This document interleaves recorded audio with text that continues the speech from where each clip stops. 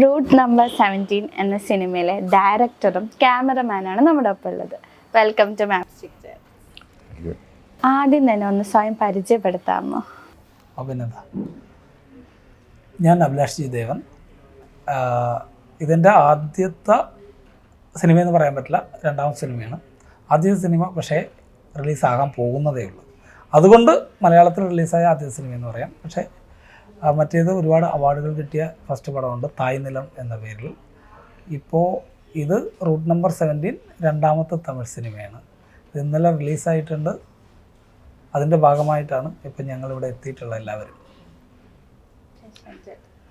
എൻ്റെ പേര് പ്രശാന്ത് പ്രണവ്, ഈ സിനിമയുടെ സിനിമാറ്റോഗ്രാഫറാണ്. ഇതിനു മുന്നേ അഭിലാഷ് ഞങ്ങൾ ചെയ്ത പടമാണ് തായ്നിലം. ഞങ്ങളൊരേ ടീമായിട്ട് തന്നെ ചെയ്തതാണ്.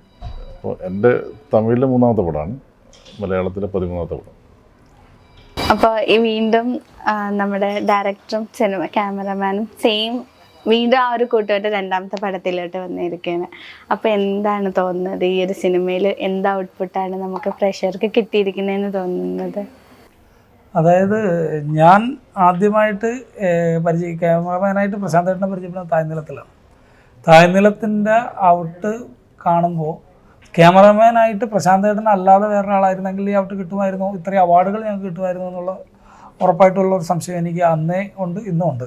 അപ്പോൾ അതുകൊണ്ട് തന്നെ ഞാൻ ഈ സബ്ജക്റ്റ് തീരുമാനിച്ചപ്പോൾ ഉറപ്പിച്ചത് എനിക്ക് ആദ്യം പ്രശാന്തേട്ടനെ ക്യാമറമാനായിട്ട് വേണം എന്നുള്ളതാണ്. ക്യാമറമാനായിട്ട് പ്രശാന്തേട്ടൻ ഇല്ല എങ്കിൽ ഇപ്പോൾ ഞാൻ മൂവ് ചെയ്യില്ലായിരുന്നു, ഒരിക്കലും പ്രോജക്റ്റ് മുമ്പോട്ട് കൊണ്ടുപോയില്ലായിരുന്നു. ഉദ്ദേശ പോലെ ഔട്ട്ഫിറ്റ് കിട്ടി എന്ന് തോന്നുന്നു. അത് ഉദ്ദേശ പോലെ എന്ന് പറഞ്ഞു കഴിഞ്ഞാൽ നമ്മൾ പരിമിതികളുണ്ട്, നമ്മളൊരു ബ്രഹ്മാണ്ഡ പടത്തിൻ്റെ ഭാഗമൊന്നുമല്ല. അപ്പോൾ ആദ്യത്തത് ശരിക്കും ഒരു ഓഫ് ബീറ്റ് മൂവിയാണ് ഈ തായ്നിലം എന്ന് പറഞ്ഞത്. അപ്പോൾ ഞങ്ങളത് സബ്ജക്റ്റ് നല്ല സബ്ജക്റ്റാണ് അതിൻ്റെ അത് മെയിനായിട്ടുള്ള കാര്യം. അപ്പോൾ അതെങ്ങനെ എടുക്കണം, ചെറിയ ചിലവിൽ എങ്ങനെ എടുക്കണം എന്നുള്ളൊരു വർക്കൗട്ട്, പിന്നെ സിനിമേൻ്റെ വലിയ ആർഭാടങ്ങളൊന്നും ഇല്ലാണ്ട് ഞങ്ങൾ ചെയ്തു. അതിന് നല്ല റിസൾട്ട് കിട്ടി. അപ്പോൾ തന്നെ ആ ടീം അങ്ങ് ഫിക്സായി, സെറ്റായി. അതന്നെ. അപ്പോൾ ഡയറക്ടർ അതെ അത് അല്ല, സിനിമ വർക്ക് ചെയ്യുമ്പോൾ എപ്പോഴും ഡയറക്ടറും ക്യാമറമാൻ എന്ന് പറഞ്ഞു കഴിഞ്ഞാൽ അത് ഡയറക്ടർ എന്താണോ മനസ്സിൽ കണ്ടത് അതിൻ്റെ ഒരു പടി മുകളിൽ എടുത്ത് കൊടുക്കണം എന്നാണ് എല്ലാ ക്യാമറമാരും ഉദ്ദേശിക്കുക. പക്ഷേ പലപ്പോഴും അങ്ങനെ പല സാഹചര്യങ്ങളോട് പറ്റില്ല. പക്ഷെ ഇതിന് മാക്സിമം പറ്റിയെന്ന് ഡയറക്ടർ പറയുമ്പോൾ പിന്നെ അത് സെറ്റാണ്. അതിൻ്റെ റിസൾട്ടാണ് ഈ പടത്തിലും കാണുന്നത്. അപ്പം നമ്മുടെ മൂവിയിൽ ഒരു ടൈറ്റിലാണെങ്കിലും ഒരു സസ്പെൻസ് അല്ലെങ്കിൽ ഒരു സർവൈവൽ ത്രില്ലർ എന്നുള്ള രീതിയിലാണ് വരുന്നത്. അപ്പം എങ്ങനെയാണ് അങ്ങനെ ഒരു ജോണറിലോട്ട് എത്തുന്നത്? ശരിക്കും കഥകൾ ഉണ്ടാവുന്നത് നമ്മളായിട്ട് ഉണ്ടാക്കുകയല്ല, ചിലപ്പോൾ ഉണ്ടായി വരുന്നതാണ്.